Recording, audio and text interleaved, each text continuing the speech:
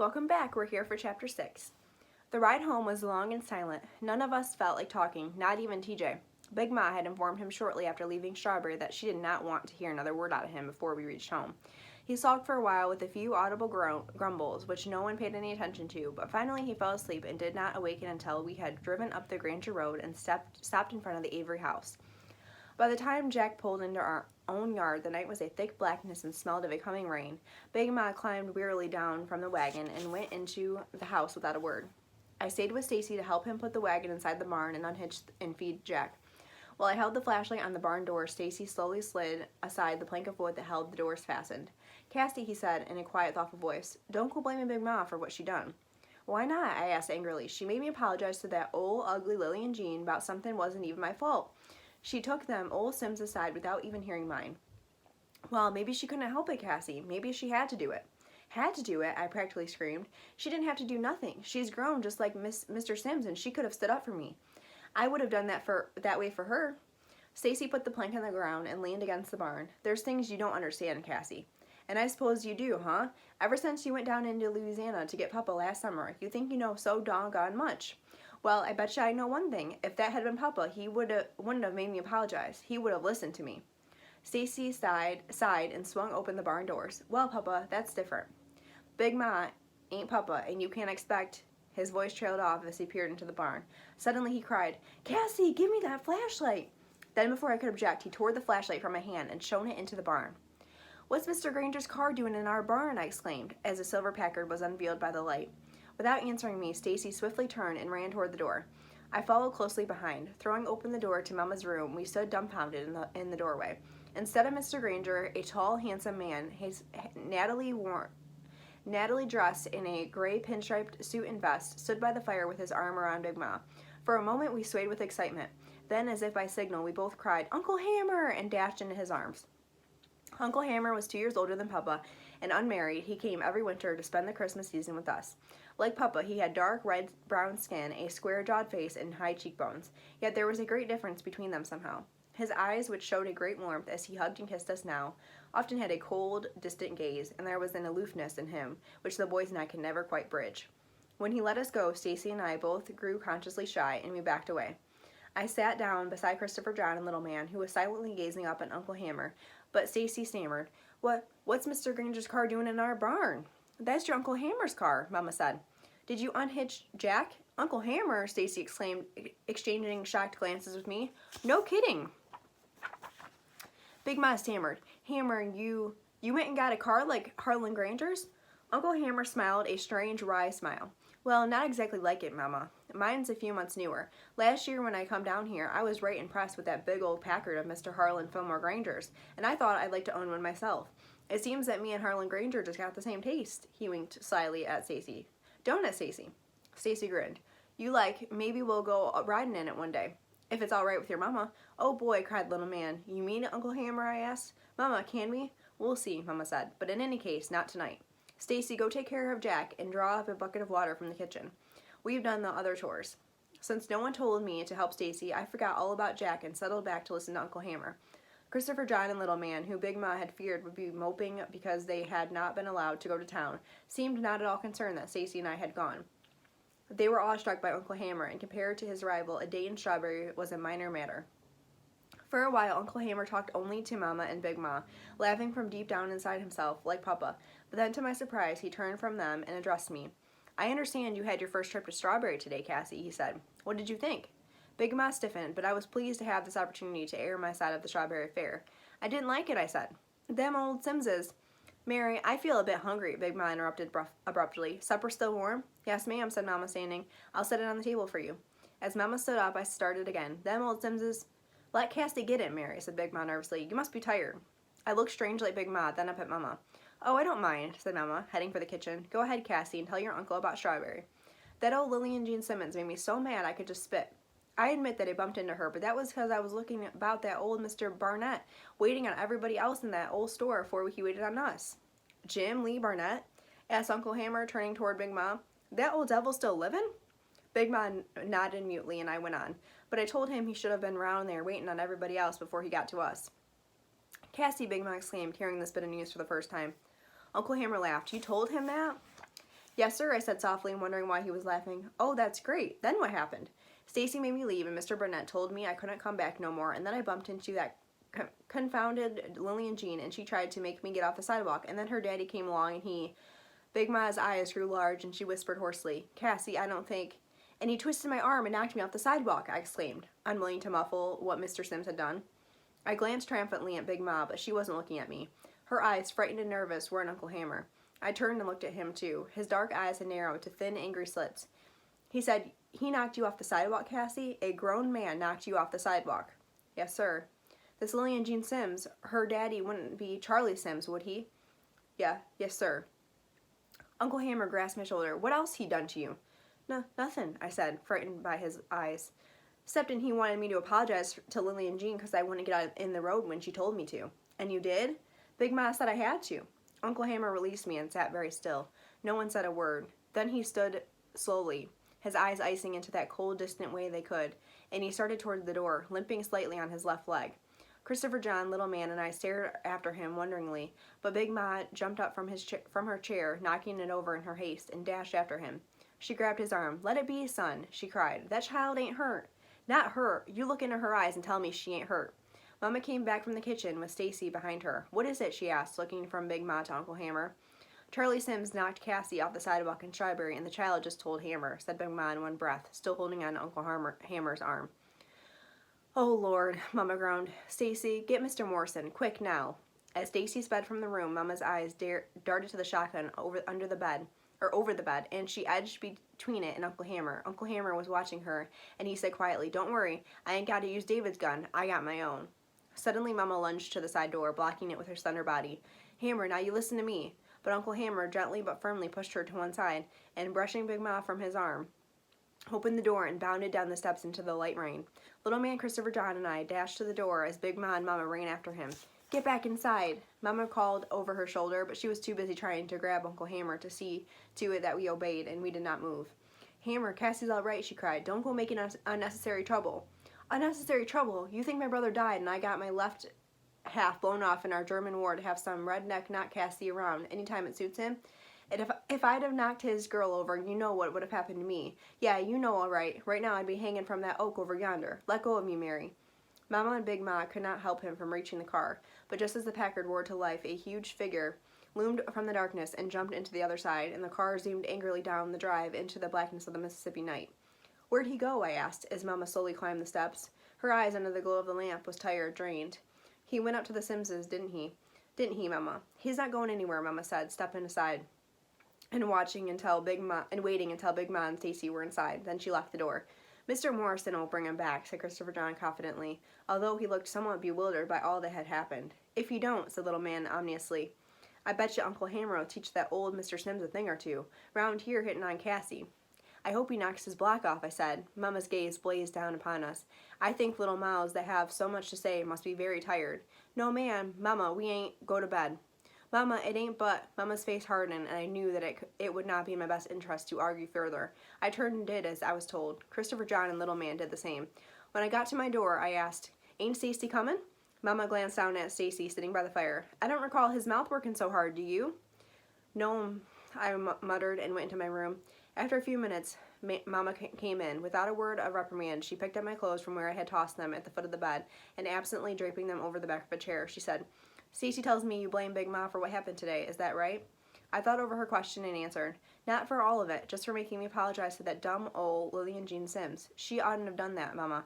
Papa wouldn't have... I don't want to hear what Papa wouldn't have done, Mama snapped, or what Mr. Morrison wouldn't have done or Uncle Hammer. You were with Big Ma, and she did what she had to do, and believe me, young lady, she didn't like doing it one bit more than you did. Well, I muttered, maybe so, but there's no maybe to it. Yes, ma'am, I said softly, deciding that it was better to study the patchwork pattern on the quilt until the anger left Mama's eyes, and I could talk to her again. After a moment, she sat beside me on the bed and raised my chin with the tip of her forefinger. Big Ma didn't want you to be hurt, she said. That was the only thing on her mind, making sure Mr. Sims didn't hurt you. Yes, I muttered, then flared. But Mama, that Lillian Jean ain't got the brains of a flea. How come I gotta go around calling her Ms. like she's grown or something? Mama's voice grew hard. Because that's the way of things, Cassie. The way of what things? I asked warily. Baby, you had to grow up a little today. I wish... Well, no matter what I wish, it happened, and you have to accept the fact that in the world outside this house, things are not always as we would have them to be. But Mama, it ain't fair. I didn't do nothing to that confounded Lillian Jean. How come Mr. Sims went and pushed me like he did? Mama's eyes looked deeply into mine, locked into them, and she said in a tight, clear voice, because he thinks Lillian Jean is better than you are, Cassie. And when you... That old scrawny chicken leg, snaggletooth cross... Cassie. Mama did not raise her voice, but the quiet force of my name silenced me. Now, she said, folding my hand in hers. I didn't say that Lillian Jean is better than you. I said Mr. Sims only thinks she is. In fact, he thinks she's better than Stacy or Little Man or Christopher John. Just because she's his daughter, I asked, beginning to think Mr. Sims was a bit touched in the head. No, baby, because she's white. Mama's hold tightened on mine, but I exclaimed, ah, shoot, white ain't nothing. Mama's grip did not lessen. It is something, Cassie. White is something just like black is something. Everybody born on this earth is something, and nobody, no matter what color, is better than anybody else. Then how come Mr. Sims didn't know that? Because he's one of those people who has to believe that white people are better than black people to make himself feel big. I stared questioningly at Mama, not really understanding. Mama squeezed my hand and explained further. You see, Cassie, many years ago when our people were first brought from Africa in chains to work as slaves in this country. Like Big Ma's Papa and Mama? Mama nodded. Yes, baby, like Papa Luke and Mama Rachel, except they were born right here in Mississippi. But their grandparents were born in Africa, and when they came there were some white people who thought it was wrong for any people to be slaves. So the people who needed slaves to work in their fields and the people who were making money bringing slaves from Africa preached that black people weren't really people, like white people were, so slavery was all right. They also said that slavery was good for us because it taught us to be good Christians, like the white people. She sighed deeply, her voice fading into a distant whisper. But they didn't teach us Christianity to save our souls, but to teach us obedience. They were afraid of slave revolts, and they wanted us to learn the Bible's teachings about slaves being loyal to their masters. But even teaching us Christianity didn't make us want to stop wanting to be free, and many slaves ran away. Papa Luke ran away, I reminded her, thinking of the story of how Great-Grandpa had run away 3 times. He had been caught and punished for his disobedience, but his owners had not tried to break him, for he had a knowledge of herbs and cures. He had tended both the slaves and the animals of the plantation, and it was from him that Big Ma had learned medicines. Mama nodded again. That's right, honey. She was hiding in a cave when freedom came, so I understand. She was silent a moment, then went on. Well, after a while, slavery became so profitable to people who had slaves, and even to those who didn't, that most folks decided to believe that black people really weren't people like everybody else. And when the Civil War was fought, and Mama Rachel and Papa Luke and all the other slaves were freed, people continued to think that way. Even the Northerners who fought the war didn't really see us equal to white people. So now, even though 70 years have passed in slavery, most people, white people, still think of us as they did then, that we're not as good as they are, and people like Mr. Sims hold on to that belief harder than some other folks because they have little else to hold on to. For them to believe that he is better than we are makes him think that he's important, simply because he's white. Mama relaxed her grip. I knew that she was waiting for me to relax, or for me to speak. There was a sinking feeling in my stomach, and I felt as if the world had turned itself upside down with me in it. Then I thought of Lillian Jean, and the surging anger gurgled upward, and I retaliated. Well, they ain't... But I leaned closer to Mama, anxiously hoping that she would agree with me. Of course they aren't, Mama said. White people may demand our respect, but what we give them is not respect but fear. What we give to our own people is far more important because it's given freely. Now, you may have to call Lillian Jean Miss because the white people say so, but you'll also call our own young ladies at church Miss because you really do respect them. Baby, we have no choice of what color we're born or who our parents are or whether we're rich or poor. What we do have is some choice over what we make of our lives once we're here. Mama cupped my face in her hands, and I pray to God you'll make the best of yours. She hugged me warmly and motioned me under the covers. As she turned the lamp down low, I asked, Mama, Uncle Hammer, if Mr. Morrison can't stop him, what'll happen? Mr. Morrison will bring him back. But just what if he can't? Uncle Hammer gets to Mr. Sims. A shadowy fear fleeted across her face, but disappeared with the dimming light. I think you've done enough growing up for one day, Cassie, she said without answering my question. Uncle Hammer will be all right. Now go to sleep. Mama had been right about Uncle Hammer. When I woke the next morning and followed the smell of frying ham and baking biscuits into the kitchen, there he sat at the table drinking coffee with Mr. Morrison. He was unshaven and looked a bit bleary-eyed, but he was all right. I wondered if Mr. Sims looked so good. I didn't get a chance to ask because as soon as I had said good morning, Mama called me into her room where a tub of hot water was waiting by the fireplace. Hurry up, she said. Uncle Hammer's going to take us to church. In his car? Mama's brow furrowed. Well, I just don't know. He did say something about hitching up Jack. My smile faded, but then I caught the teasing glint in her eyes, and she began to laugh. Ah, Mama, I laughed and splashed into the water. After my bath, I went into my room to dress. When I rejoined Mama, she was combing her hair, which fanned her head like an enormous black halo. As I watched, she shaped the long thickness into a large chignon at the nape of her neck and stuck 6 sturdy hairpins into it. Then, giving the chignon a pat, she reached for her pale blue cotton dress sprinkled with tiny yellow and white flowers and polished white buttons running from top to bottom along its front. She glanced down at me. "You didn't comb your hair." "No, ma'am, I want you to fix me my own grown-up hairdo." Mama began buttoning the top of her dress with long, flying fingers as I slowly fastened the lower buttons. I loved to help Mama dress. She always smelled of sunshine and soap. When the last button had slipped into place, she buckled a dark blue patent leather belt around her tiny waist and stood ready except for her shoes. She looked very pretty. "Where's your brush?" "Right here," I said, picking up the brush from where I had laid it on the chair. Mama sat down in Papa's rocker, and I sat on the deerskin rug in front of her. Mama divided my hair from ear to ear into 2 sections and braided the front section to one side and the back section right in the center. Then she wound each braid into a flat chignon against my head. My hair was too thick and long for me to do it myself, but Mama could do it perfectly. I figured I looked my very best that way. When Mama finished, I ran to the mirror, then turned, facing her with a grin. She grinned back and shook her head at my vanity. "One day, Mama, you're going to fix my hair like yours?" "That'll be a few years yet," she answered, readjusting the cardboard lining she had placed in her shoes to protect her feet from the dirt and gravel, which could easily seep through the larger holes in the soles. She set the shoes on the floor, and stepped into them. Now, with the soles facing downward and Mama's feet in them, no one could tell what the shiny exteriors hid. Yeah, I felt uncomfortable for Mama and wished that we had enough money for her to have her shoes fixed, or better still, buy new ones. After breakfast, Stacy, Christopher John, Little Man, and I sat impatiently by the dying morning fire, waiting for Mama, Big Ma, and Uncle Hammer. Uncle Hammer was dressing in the boys' room, and Mama was in with Big Ma. I checked to make sure none of them was about to appear, then leaned toward Stacy and whispered, "You think Uncle Hammer whipped Mr. Sims?" "No," said Stacy quietly. "No," cried Little Man. "You don't mean Mr. Sims whipped Uncle Hammer?" stammered an unbelieving Christopher John. "Nothing happened," said Stacy in explanation as he tugged irritably at his collar. "Nothing?" I repeated, disappointed. "Nothing." "How you know?" asked Little Man suspiciously. "Mama said so. I asked her straight out this morning." "Oh," replied Little Man, resigned. "But something must have happened," I said. "I mean, Uncle Hammer and Mr. Morrison look like they haven't been to bed. How come they look like that if nothing happened?" Mama said Mr. Morrison talked all night to Uncle Hammer. Talked him tired and wouldn't let him go up to the Simses. "Ah, shoo!" I exclaimed, my dream of revenge against the Simses vanishing as Stacy talked. I propped my elbows on my knees, then settled my head in my unpraised hands and stared into the glowing embers. A burning knot formed in my throat, and I felt as if my body was not large enough to hold the frustration I felt, nor deep enough to drown the rising anger. "It ain't fair," Christopher John sympathized, patting me lightly with his pudgy hand. "Show ain't," agreed Little Man. "Cassie," Stacy said softly. At first I didn't look at him, thinking he would go ahead and say what he had to say. But when he didn't, I turned toward him. He leaned forward secretively, and automatically Christopher John and Little Man did the same.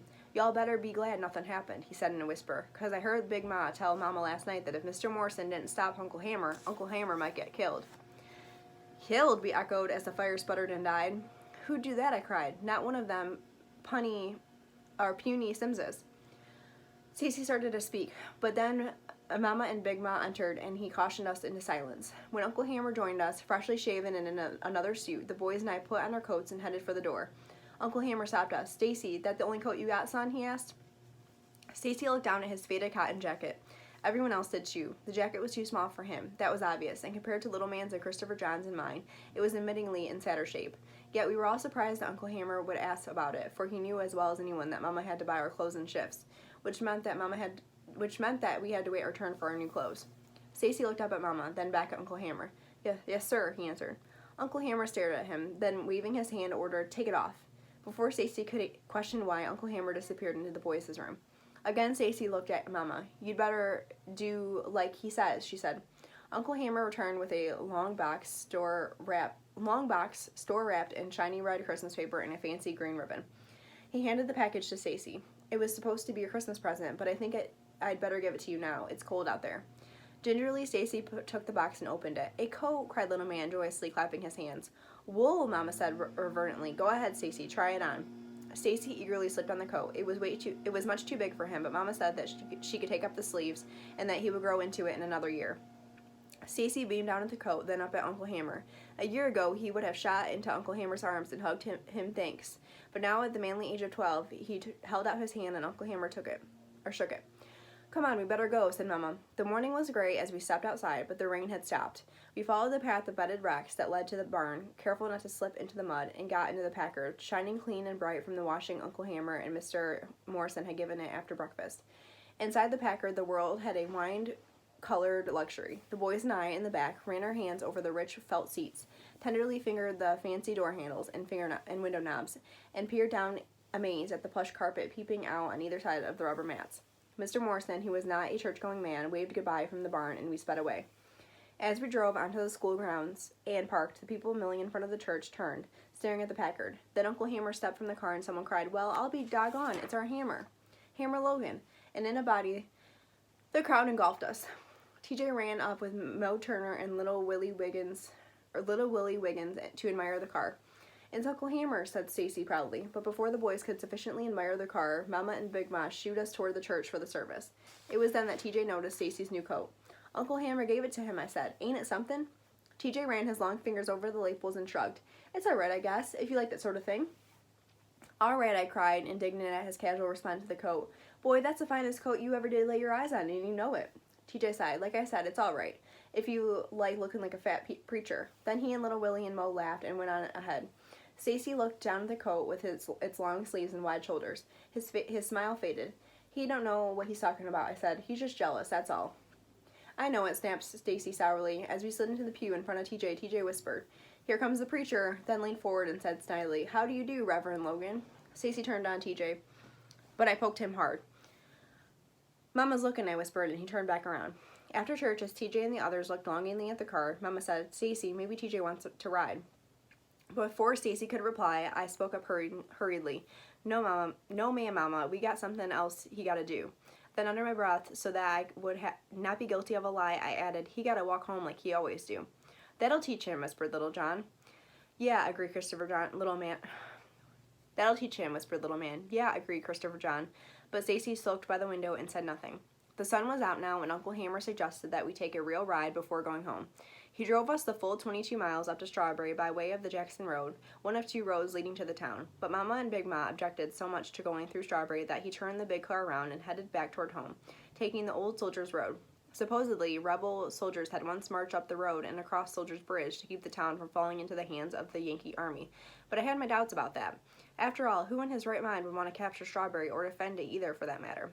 The road was hilly and curving, and as we sped over it, scattered road stones hit sharply against the car's underbelly, and the dust swelled up in rolls of billowing clouds behind us. Little Man, Christopher John, and I shrieked with delight each time the car climbed a hill and dropped suddenly downward, fluttering our stomachs. Eventually, the road intersected with the Jefferson Davis School Road. Uncle Hammer stopped the car at the intersection and, leaning his right arm heavily over the steering wheel, motioned at the Wallace store. "Got me a good mind to burn that place down," he said. "Hammer, hush that kind of talk," ordered Big Ma, her eyes growing wide. "Me and John Henry and David grew up together, and John Henry and me fought in their war together. What good was it? A black man's life ain't worth the life of a cowfly down here. I know that, son, but that kind of talk get you hung, and you know it." Mama touched Uncle Hammer's arm. "There might be another way, Hammer, like I told you. Now don't go do something foolish. Wait for David to talk to him." Uncle Hammer looked glassy-eyed at the store, then sighed and eased the Packard across the road toward Soldiers' Bridge. We were taking the long way home. Soldiers' Bridge was built before the Civil War. It was spindly and wooden, and each time I had to cross it, I held my breath until I was safely on the other side. Only one vehicle could cross at a time, and whoever was at the bridge first was supposed to have the right-of-way, although it didn't always work that way. More than once, when I had been in the wagon with Mama or Big Ma, we had to back off the bridge when a white family started to cross after we were already on it. As the bridge came into view, the other side of the river was clearly visible, and it was obvious to everyone that an old Model T truck, overflowing with red-headed children, had reached the bridge first and was about to cross. But suddenly Uncle Hammer gassed the Packard and sped onto the creaking structure. The driver of the truck stopped, and for no more than a second hesitated on the bridge. Then, without a single honk of protest, backed off so that he could pass. "Hammer," Big Ma cried, "they think you're Mr. Granger." "Well, now, won't they be surprised when we reach the other side?" said Uncle Hammer. As we came off the bridge, we could see the Wallaces, all three of them, Dewberry, Thurston, and Caleb, touch their hats respectfully, then immediately froze as they saw who we were. Uncle Hammer, straight-faced and totally calm, touched the brim of his own hat in polite response, and without a backward glance sped away, leaving the Wallaces gaping silently after us. Stacy, Christopher John, Little Man, and I laughed, but Mama's cold glance made us stop. You shouldn't have done that, Hammer, she said quietly. The opportunity, dear, was too much to resist. But one day we'll have to pay for it. Believe me, she said. One day we'll pay. Come back for Chapter 7.